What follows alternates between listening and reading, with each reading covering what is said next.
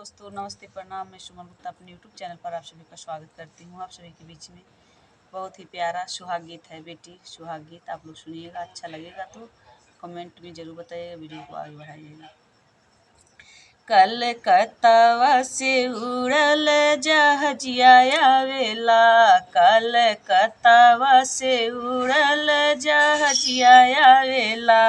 देखा देखा हो दुल्हन दे सुहाग आवेला, देखा देखा हो दुल्हन दे सुहाग आवेला।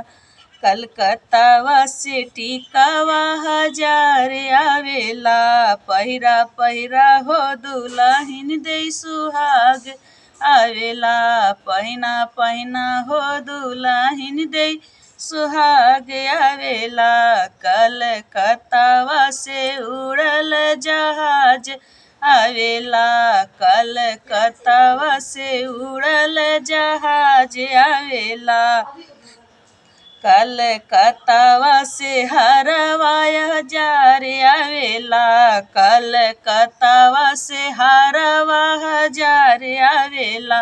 पहिरा पहिरा हो दुल्हन दे सुहाग आवेला, पहिरा पहिरा हो दुल्हन दे सुहाग आवेला।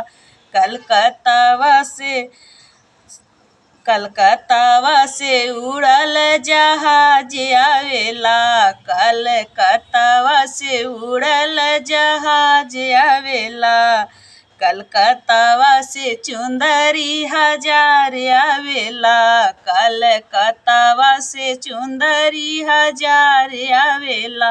पहिरा पहिरा हो सुहागिन दुल्हन सुहाग आवेला, पहिना पहिना हो दुल्हन दे सुहाग आवेला।